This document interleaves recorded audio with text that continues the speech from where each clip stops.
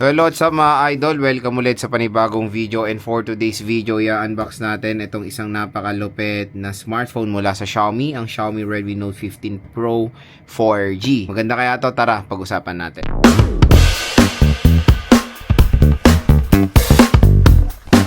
So yun na mga idol, lumabas na ang Xiaomi Redmi Note 15 Pro 4G. So tapos na tayo sa non-Pro. This time mga Pro naman ang ating itatakil, and ito muna ang ifo-focus natin, ang Pro 4G. So meron siyang massive 6,500 mAh battery capacity with 200 megapixel ultimate clarity camera. So yun nga, kung interested kayo dito sa smartphone na to, yung link niya nandito sa ating video. Dito sa video na to, ababagsak presyo niya lang makukuha itong Note 15 Pro. Ito nakuha ko lang to ng around 9,900 pesos for the 8GB 256. Pero ang SRP neto is around 15,000 pesos. 12GB 256 is around 16,000 pesos at 12GB 512 is around 18,000 pesos. So very expensive, pero dito sa ating video is very affordable lang itong Redmi Note 15 Pro 4G. So yun nga, ang laki ng battery capacity niya, 6,500 mAh battery capacity with 200 megapixel camera. So ang napili naman nating color this time is color black. At ayun, open na natin to.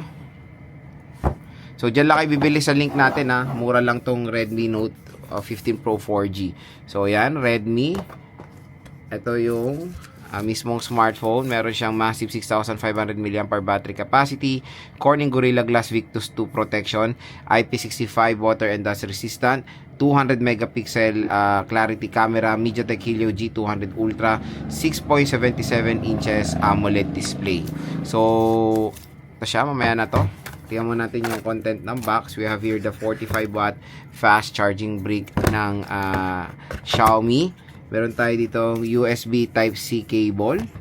Yan lang naman yung content ng box. Dito naman is meron tayo ditong SIM eject tool. And syempre yung napagandang case ng Xiaomi ngayon, which is si Marine case nila, is upgraded na. Ayan o. Ganda. Tapos meron tayong quick start guide, warranty card, and safety information. So yun lang naman yung content ng box. Very simple lang naman. So proceed tayo dito sa smartphone itself. Ayan. Ito yung top of the line sa 4G ng Xiaomi ngayon. Tingnan natin yung color block niya. So in 3, 2, 1. Ayan. So maganda rin pala tong black, no? Very clean looking itong black color ng Xiaomi Redmi Note 15 Pro 4G. So 200 megapixel. Main focus nitong smartphone na to is camera performance talaga. As you can see naman, sobrang solid ng camera nito. Ang laki oh. So very identical din naman yung mga camera ng Xiaomi ngayon. Dito naman sa is matte finish siya. Ganda. Matte finish. Sa right side is dito yung power button. And tapos yung kanyang volume rocker. Ang nipis din itong smartphone na to, pero mas manipis po yung Xiaomi Redmi Note 15 4G. Ito mas iba yung kanyang form factor. Pa-curve talaga yung 4G. Ito parang pa-box type siya na may pa-curve ng konti sa gilid niya. Curve siya. Ayan lang, sobrang konti lang sa gilid. Tapos dito sa taas, nandito yung secondary speaker grills, IR blaster, and yung microphone. Sa left side, wala. Sa baba naman is SIM tray, Type-C port, microphone, at yung speaker grills niya ulit. So yun nga, medyo iba siya sa non-Pro, dahil ito is parang siya, flat display siya na may pakonting curve lang naman. Parang iPhone 6 lookalike siya. Ganito yung iPhone 6 before konti lang yung pa-curve nila, tapos flat siya.